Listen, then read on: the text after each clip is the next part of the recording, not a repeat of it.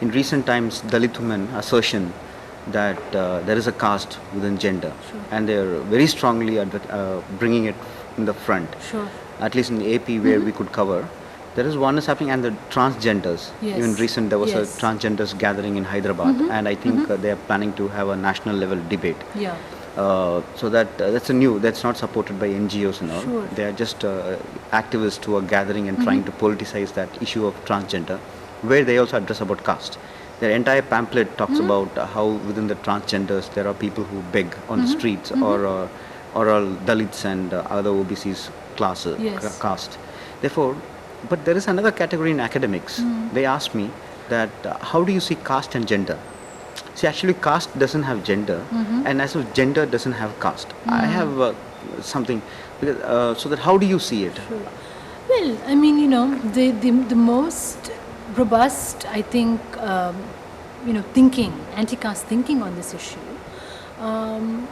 really says that the social order of caste is predicated. It's, dependent on the sexual regulation of caste, right? So that the social and the sexual reproduction of caste, that is the social reality of caste, and the sexual reproduction of caste relationships are intimately connected.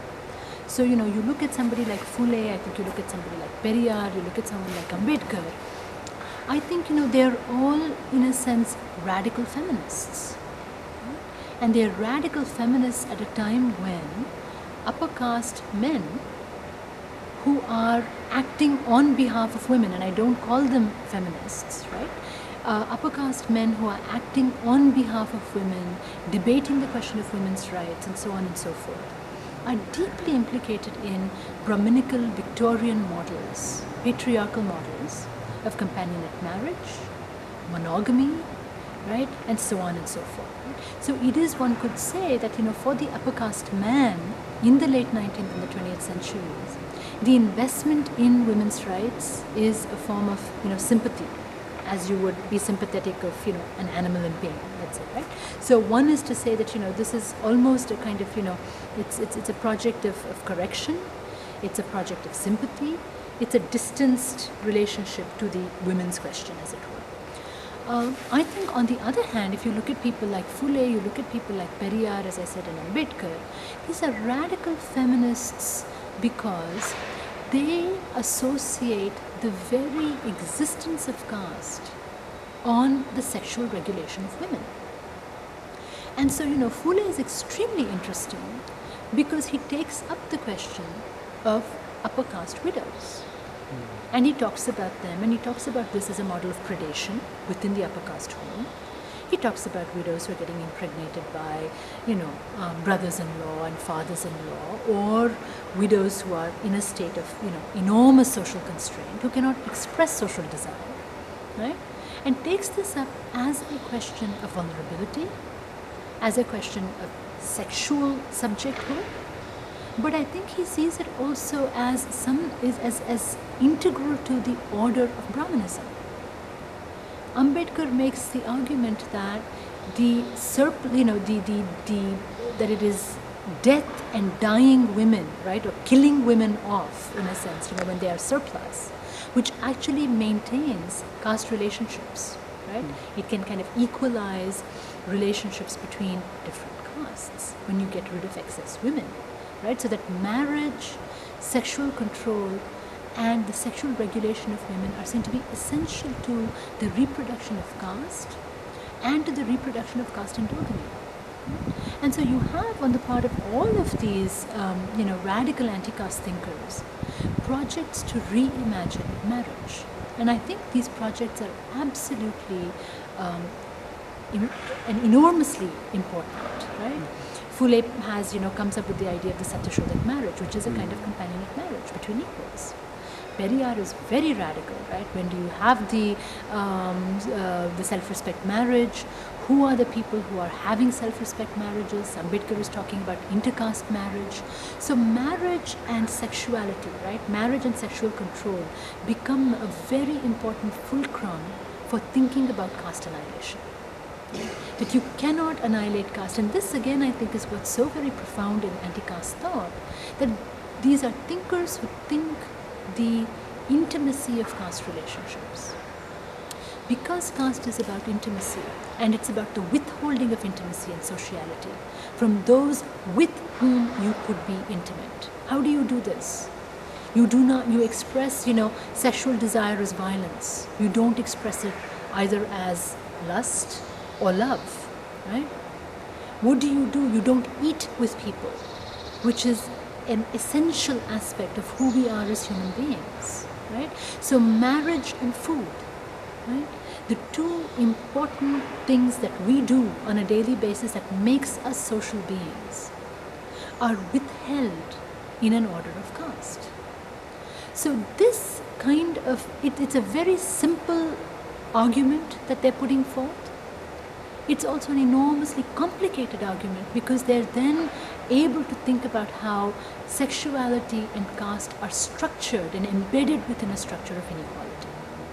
So to be really able, so if you want to think about a systemic form of thought, one that is able to move from the sexual to the social to the economic to the political, right, and is trying to stitch all of these things together, and the ritual, that is what anti-caste thought is doing. So in that sense, I think, the question of sexuality is at the heart of the question of caste. So now this takes us to also your contemporary question, right, which is to say, how do we think about what's happening with caste and gender? And, one way that people have thought about it, and I think it's a rather inadequate way, is this notion of intersectionality, right, the Kimberly Crenshaw argument, which is to say that there's an interconnection between different orders of inequality, let's say. So sex, caste, and caste, race, and gender, let's say, right?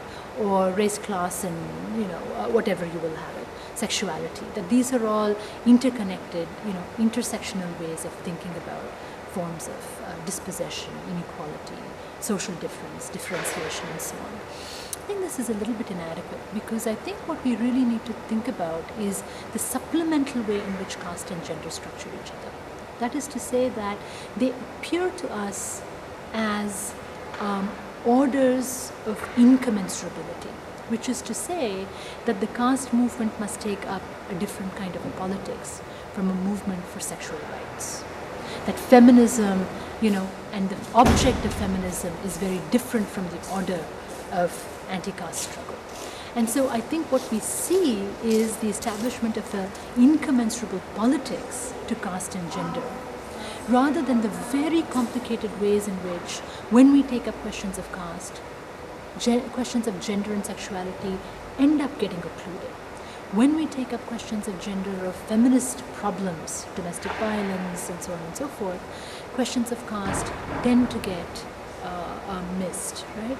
And one might be, and I think one would have to argue that there are cases where perhaps the question of caste trumps the question of gender.